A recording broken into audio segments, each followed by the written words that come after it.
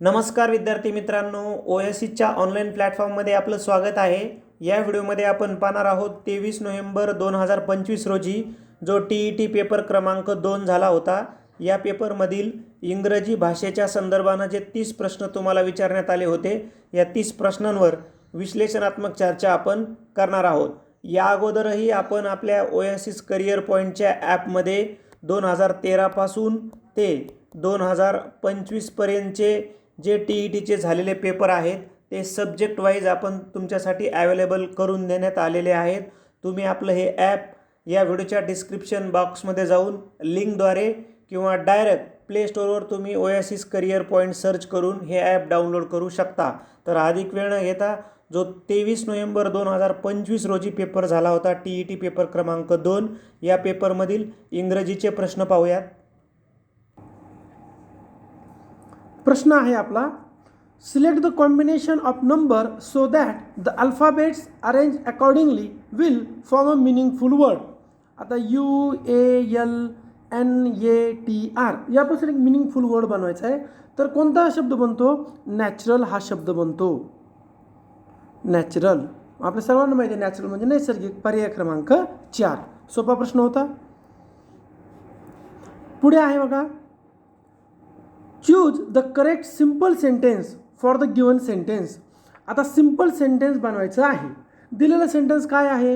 He finished his homework and put away his books. आता दिलेलं sentence बघा, अँडने जोडलं आहे आणि 2 मेन व्हर्ब आहे।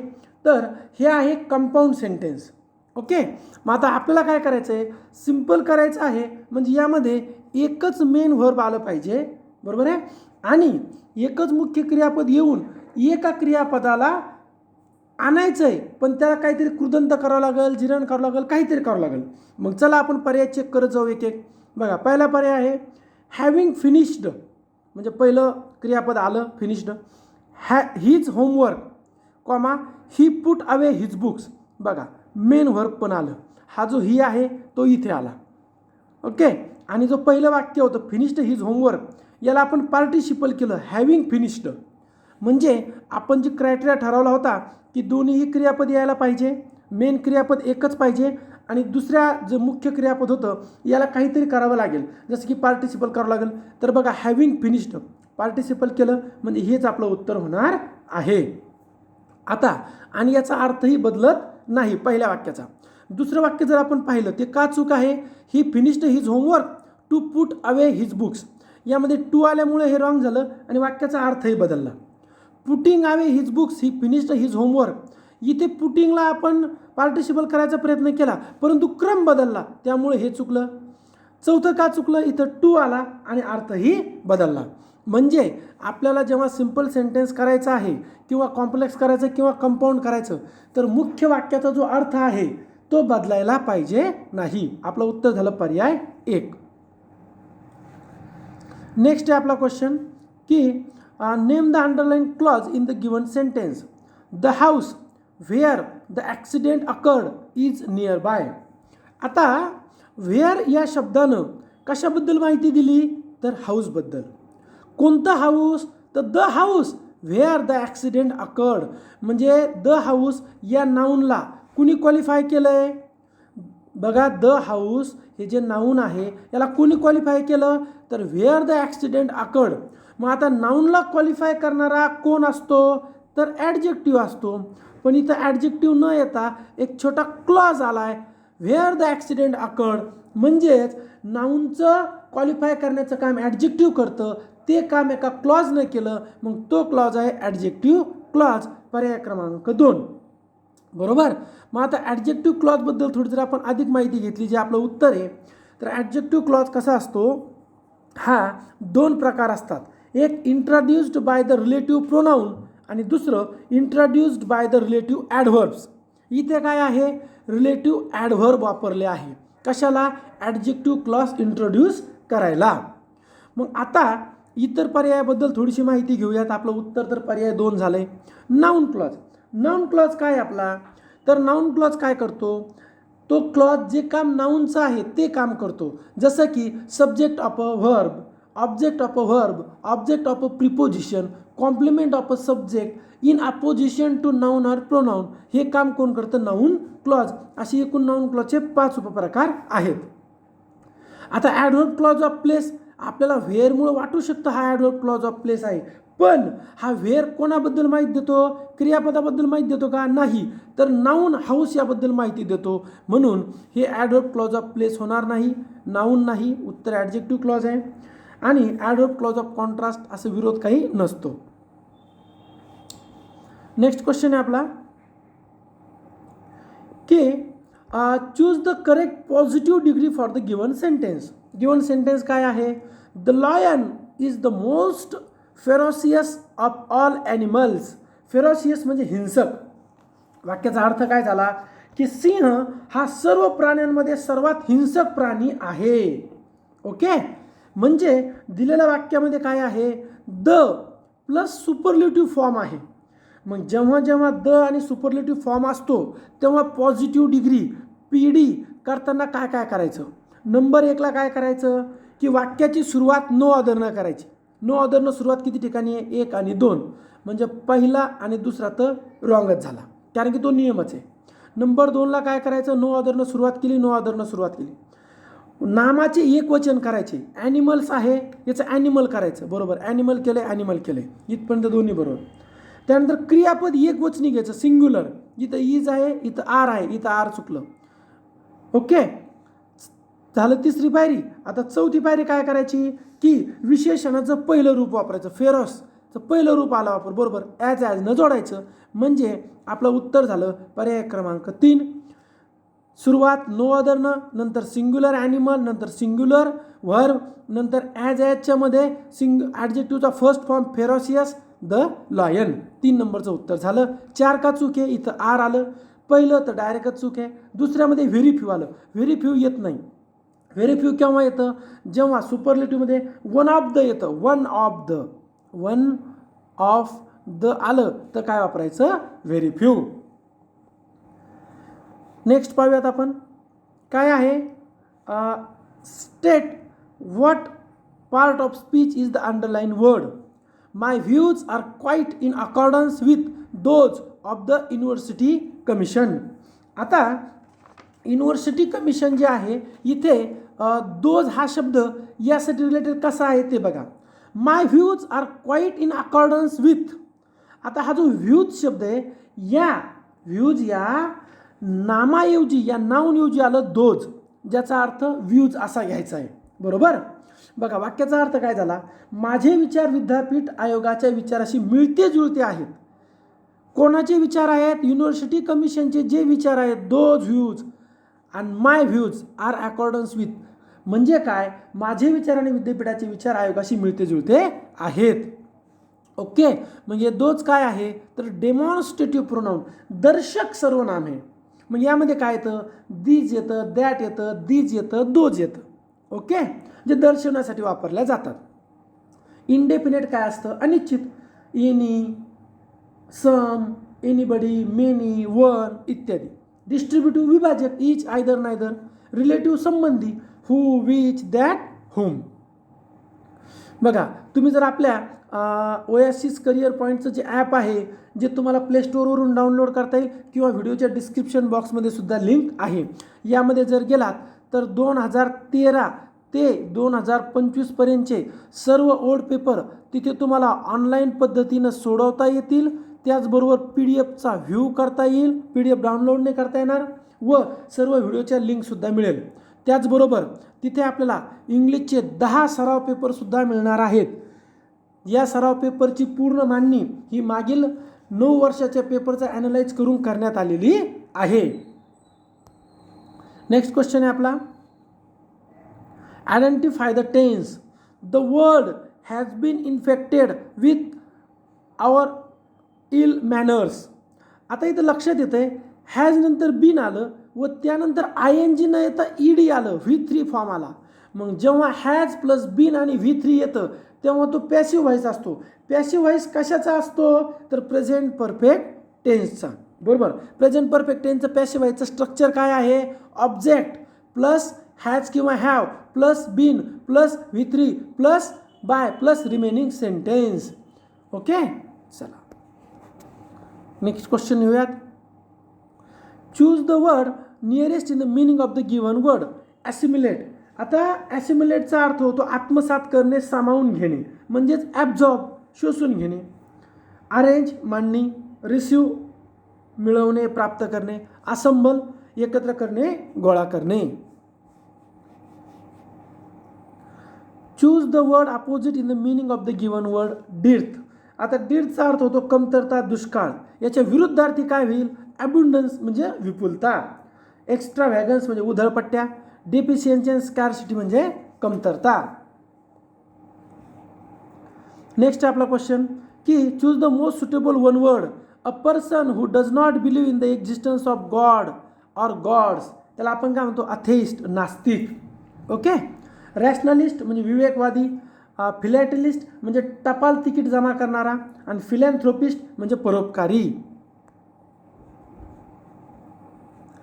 Select the appropriate alternative to fill in the blank. The accused to the जज for mercy. मग आता इतर रिकाम्या जागेत काय येईल?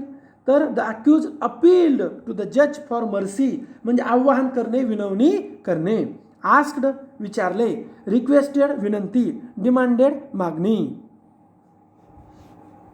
नेक्स्ट आहे आपला question. Choose the correct phrasal verb. Kailas tried his level best but could not dash dash his examination. पहिले वाक्याचा अर्थ समजून घ्या.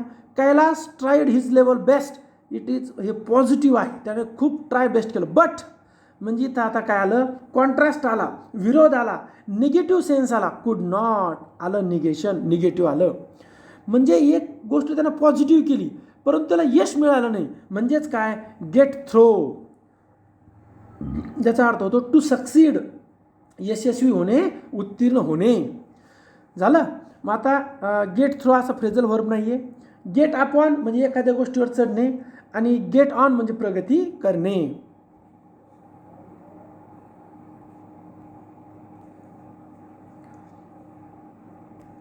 Identify which part of the sentence has an error. This kind of trousers are rather expensive to buy, no error. आता वाचलं कीच आपल्याला कळलं हा दिस काय आहे?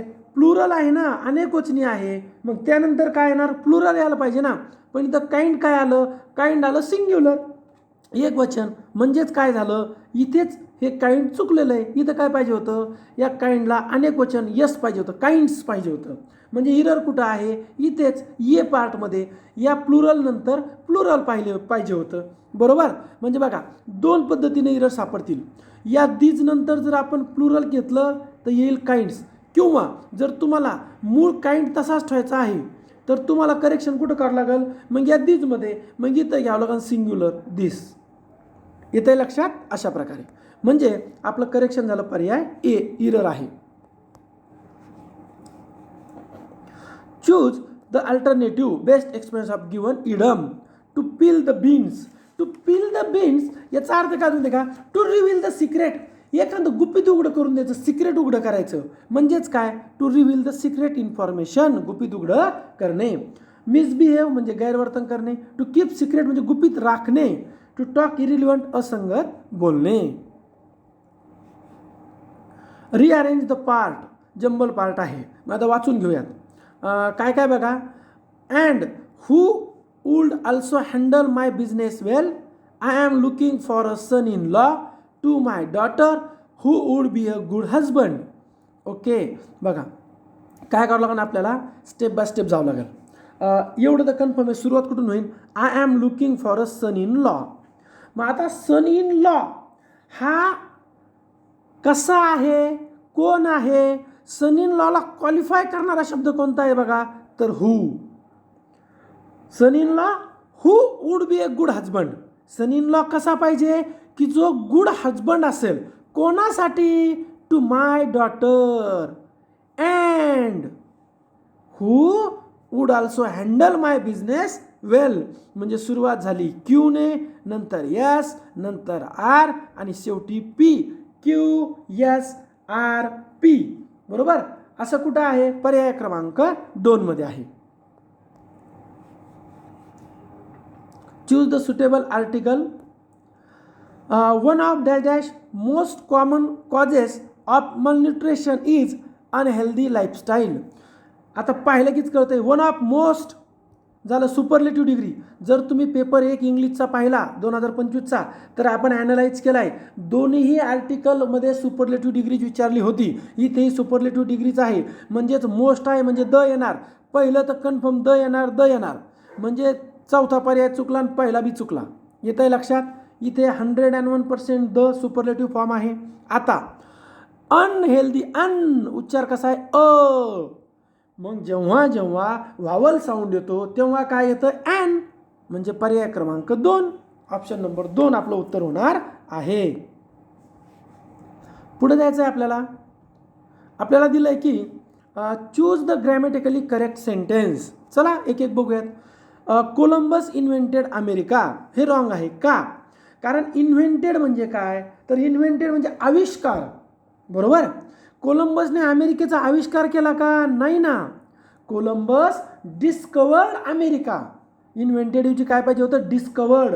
म्हणजे काय डिस्कवर्डचा अर्थ काय होतो निसर्गात आहे फक्त ते मानवाला माहीत नव्हतं. ते पहिल्यांदा कुणीतरी शोधलं म्हणून कोलंबस डिस्कवर्ड अमेरिका.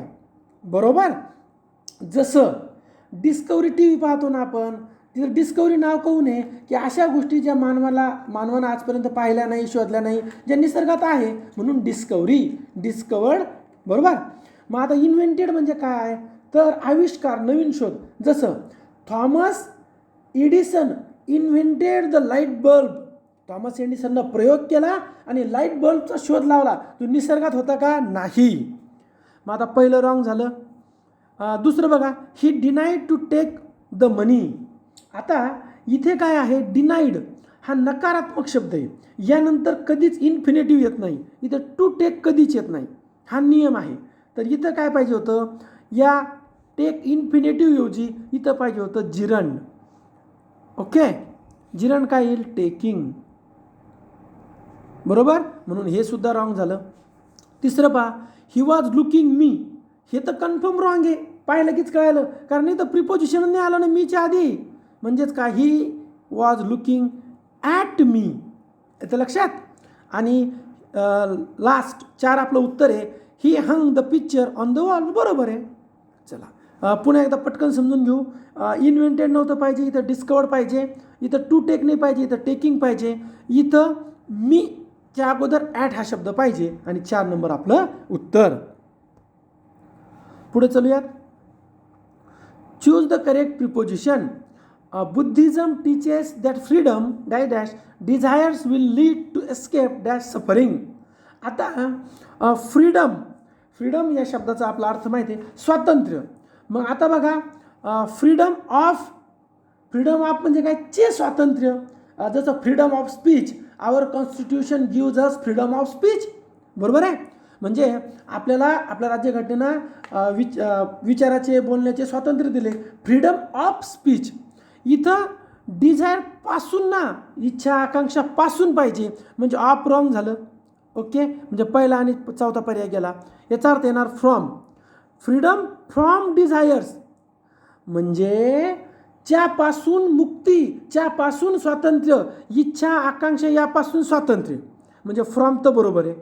मग आता इस्केप ऑफ का इस्केप फ्रॉम. तर बघा इस्केप ऑफ जर आपण घेतलं तर इस्केप ऑफचा अर्थ होतो ची गळती. इस्केप ऑफ गॅस व गॅसची गळती झाली बाहेर पडणे. इथे इस्केप ऑफ नाही तर इथं येईल इस्केप फ्रॉम म्हणजे च्यापासून सुटका. कशापासून सफरिंग म्हणजे दुःख जे काय असेल ते. मग आता पहा Buddhism teaches that freedom from desires will lead to escape from sufferings. म्हणजे आपल्याला बुद्धिझम काय शिकवतं की तुमच्या इच्छा आकांक्षा यापासून तुम्ही मुक्त व्हा. त्यामुळे तुम्ही ज्या दुःखातून जात आहात त्या दुःखापासून तुम्ही मुक्त व्हाल. आलं लक्षात. उत्तर झालं option number 3 from.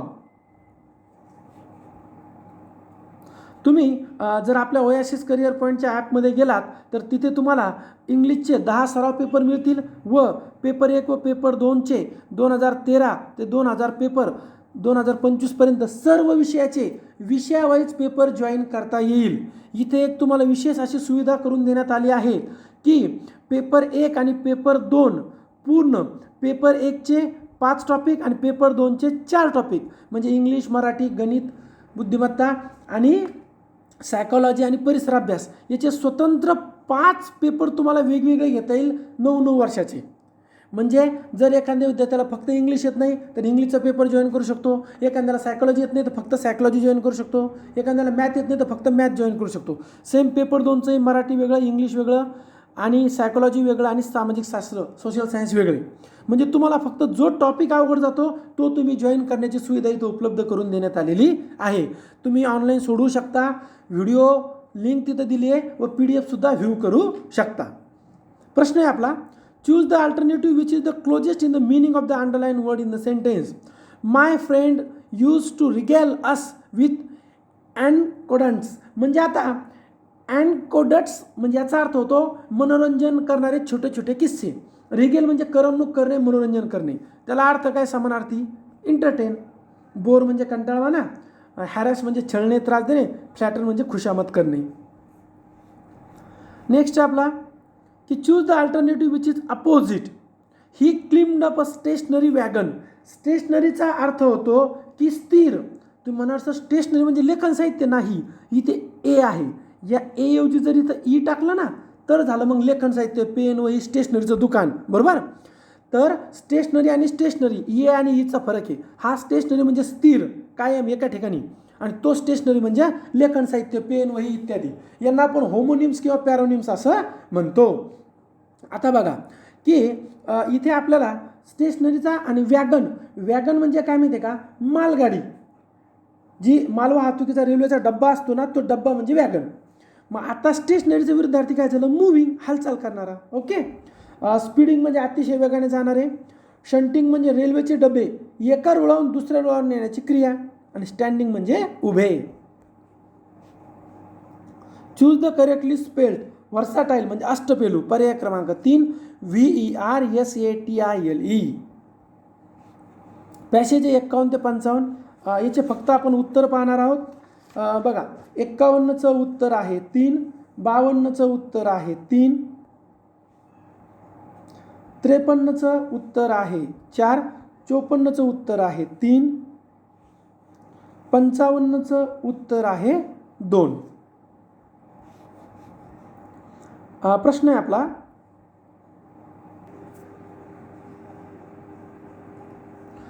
Choose the correct alternative to fill in the blanks. Dash dash word to dash dash wise is sufficient. आता जर आपण हा प्रश्न पाहिला आर्टिकलचा तर 2024चा पेपर फर्स्ट इंग्लिश लँग्वेज हा प्रश्न जसाच्या तसा विचारलेला आहे. तुम्ही 2024चा फर्स्ट पेपरचा इंग्लिशचा व्हिडिओ पाहू शकता, पेपर पाहू शकता. ॲज इट इज आला. मग तुम्हाला एक प्रश्न पडेल, सर ॲज इट इज प्रश्न का विचारला गेला? कारण हे एक प्रोव्हर्ब आहे ही आणि हा आर्टिकलच्या नियमांना थोडासा अपवाद आहे. त्यामुळं इथे बरेच जण कन्फ्यूज होतात आणि मार्क जाण्याची शक्यता असते. चला आपण डिटेलमध्ये समजून घेऊयात. 2024च्या व्हिडिओमध्ये आपण डिटेल समजून सांगितलं आहे. बघा काय आहे वर्ड. वर्ड हे काय आहे? Common noun. बरोबर. आलं लक्षात? त्या अगोदर आर्टिकल वापरायचं का नाही? मग आता कॉमन नाऊनच्या अगोदर आर्टिकल वापरतात का? नाही. मग आपण काय करणार? लगेच नो आर्टिकल निवडणार. इथेच आपला मार्क जाणार. का? कारण आर्टिकलचा आपला एक बेसिक नियम काय आहे? आपण ए किंवा अँड कधी वापरतो? जर सिंग्युलर काउंटेबल नाऊन असेल तर आपण आर्टिकल वापरतो. मग इथं तर कॉमन नाऊन आहे, आर्टिकल वापरायचं काम नाही. परंतु हा अपवाद असा आहे कारण हे प्रोव्हर्ब आहे. इथे वर्ड हा एक शब्द या अर्थानं वापरायचा आहे. वर्ड हा शब्द आपण म्हणतो का मला एखादा वर्ड सांग म्हणजे एक शब्द सांग, जसं ॲपल, फ्रूट, बुक असा एक वर्ड या अर्थानं घ्यायचा आणि त्या अर्थानं घेतल्यानंतर मग त्याचा उच्चार कसा होतो? व. मग व असा उच्चार झाला, कॉन्सोनंट साऊंड आला म्हणून इथं वापरायचा अ. मग तुमच्या लक्षात आलं असं हे proverb a word to the wise is sufficient. बरोबर. मग तुम्ही म्हणणार सर ही प्रोव्हर्ब म्हणून माहिती आहे पण इथं द कसं आलं ते समजून सांगा. चला त्याबद्दल चर्चा करूयात. ए तुमच्या लक्षात आला का आला? कारण इथं वर्ड हा एक शब्द या अर्थाने घेतला. आता वाईज इथं ॲडजेक्टिव्ह आहे, मग ॲडजेक्टिव्हच्या अगोदर तर आपण आर्टिकल वापरत नाही ना. पण इथेही एक अपवाद कसा आहे बघा, या वाईजच्या नंतर जर असतं वाईज मॅन, वाईज पर्सन, तर आर्टिकल वापरता येतं. पण इथं ॲडजेक्टिव्ह आहे आणि पुढं तर हीच आलं आहे, व्हर्ब आलं आहे, मग तरीही आर्टिकल द वापरायचं. कसं का?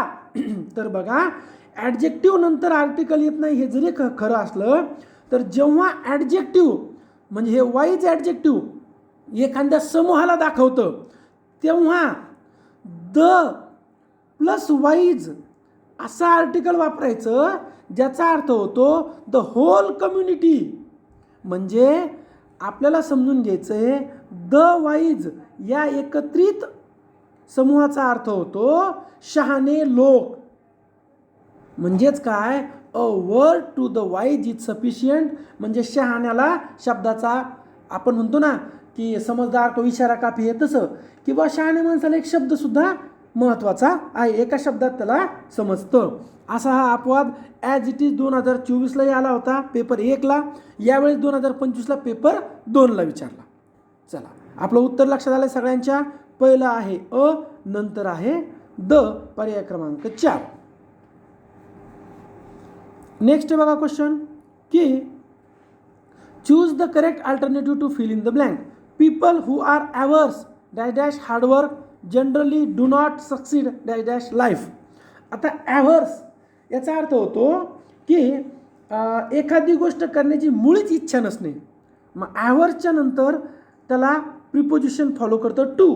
ॲव्हर्स टू हे दोघं नेहमी सोबत येतात. याचा अर्थ होतो एखादी गोष्ट करण्याची मुळीच इच्छा नसणे. आता एखाद्या माणसाला जर हार्डवर्क करायची इच्छाच नाही तर तो लाईफमध्ये सक्सीड होईल का? नाही. मग इथं येईल इन.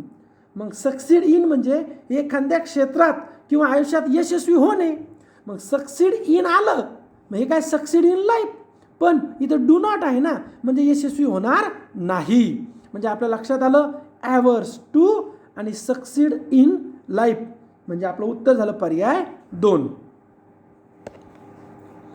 पुढे आहे बघा आता, identify the figure of speech on the deck the rover takes his stand. आता हा इन्व्हर्शन आहे, व्युत्क्रम. इथं वाक्यातील शब्दाचे क्रम बदलला आहे. खरं वाक्य कसं पाहिजे होतं की the rover takes his stand on the deck. परंतु कवितेमध्ये पोयममध्ये प्रभाव टाकण्यासाठी, इम्प्रेशन पडण्यासाठी वाक्य मागं पुढे केलं जातं, शब्द मागं पुढे केले जातात. याला इन्व्हर्शन, व्युत्क्रम क्रम असं म्हणतात. मेटामॉनी म्हणजे काय, लक्षणा. मेटाफर म्हणजे रूपक आणि पॅराडॉक्स म्हणजे विरोधाभास. पुढे आहे बघा, choose the correct passive construction. A lady missionary gave him a black बो. आता पाहिलं कीच कळतं याच्यामध्ये 2 ऑब्जेक्ट आहे, एक हिम आणि एक ब्लॅक बो. म्हणजे 2 कर्म आहे. हा दिलेला सेंटेन्स गेवमुळं कळतं आपल्याला की सिम्पल पास्टमध्ये आहे. 2 पद्धतीनं आता याचं पॅसिव्हाइज करता येणार. आपण बघूयात. बघा, हिमचं काय झालं, ही. मग आता ही वॉज बरोबर आहे, गिवन बरोबर, अ ब्लॅक बो बाय अ लेडी मिशनरी, पर्याय एच बरोबर. हेच आपलं उत्तर आहे. का बघा, सिम्पल पास्टचं पॅसिव्हाइज करताना काय करायचं, ऑब्जेक्ट घेतला प्लस वॉच किंवा वेअर घेतलं प्लस V3 गिवन घेतलं, रिमेनिंग सेंटेन्स बरोबर आहे, बाय आणि राहिलेलं एकंदरीत सब्जेक्ट. म्हणजे आपलं पहिलं उत्तर बरोबर आहे. आता फर्स्ट आपलं उत्तर झालं. सेकंड का चूक आहे, हॅडबिन येत नाही ना.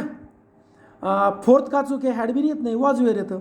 मग आता ब्लॅक बो घेऊन सुद्धा आपण करू शकतो म्हटलं होतं ना. बघूयात, अ ब्लॅक बो वॉज बरोबर, गिव्हन बरोबर, हिम बघा बाय अ लेडी मिशनरी बरोबर. पण जेव्हा जेव्हा 2 क्रियापद येतात तेव्हा हिम असे जे क्रियापद येतं त्याच्या अगोदर आपल्याला टू घ्यावे लागते. मग इथं टू घेतलं आहे का, नाही. म्हणून हे 3 चूक झालेलं आहे. ओके, एका शब्दात समजून घ्या. पहिलं सगळं बरोबर आहे, दुसरं हॅडबिनमुळं चुकलं, चौथं हॅडबिनमुळं चुकलं, तिसरं का चुकलं, इथं हिमच्या अगोदर टू दिलं नाही म्हणून. शेवटचा प्रश्न पाहायचा आहे आपल्याला की इनडायरेक्ट नॅरेशन आहे की Ramesh said to the astrologer when shall I get at him. शेवटी क्वेश्चन मार्क आहे, म्हणजे प्रश्नार्थक वाक्य, इंटरग्रेटिव्ह सेंटेन्स आहे. याचं करताना आपण इनडायरेक्ट करताना ॲसर्टिव्ह करतो, साधं वाक्य करतो. मग बघा, Ramesh asked the astrologer when he should get at him, शेवटी क्वेश्चन मार्क आहे, इथंच चुकलं. बरोबर, पहिलं तर चुकलं क्वेश्चन मार्कमुळं. आता 3ला पूर्णविराम आहे, स्टेप बाय स्टेप सोडवत जाऊ. बघा, Ramesh asked astrologer when when इथपर्यंत 3ही पर्याय बरोबर आहे. ओके, मग आता पुढं जायचं आहे. शुड नाही ना, ॲसर्टिव्ह करायचं म्हणजे आपलं सब्जेक्ट पाहिजे, म्हणजे हे चुकलं. इथं सब्जेक्ट आहे, इथं वूड आहे म्हणून हे पण चुकलं. बरोबर, ही वूड गेट ॲट हिम, पर्याय 3 आपलं उत्तर होणार आहे. बघा, आपलं जे ओयासिस करिअर पॉईंटचं ॲप आहे हे तुम्हाला प्ले स्टोअरला उपलब्ध आहे किंवा या व्हिडिओच्या डिस्क्रिप्शन बॉक्समध्ये सुद्धा तुम्हाला लिंक दिलेली आहे. आपल्या ॲपमध्ये काय आहे तर 2013 ते 2025चे सर्व ओल्ड पेपर 1 व पेपर 2 पूर्ण 9 पेपर हे विषयानुसार तुम्हाला कॅटेगरीज करून दिले.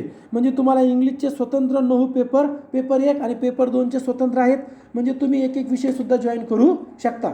ऑनलाईन पद्धतीनं पेपर सोडवता येईल, PDF-सुद्धा व्ह्यू करता येईल, PDF डाउनलोड करता येणार नाही. त्याचबरोबर व्हिडिओच्या लिंकसुद्धा मिळतील. तसेच आपण सर्व विषयाचे सराव पेपरसुद्धा उपलब्ध करून दिले आहेत.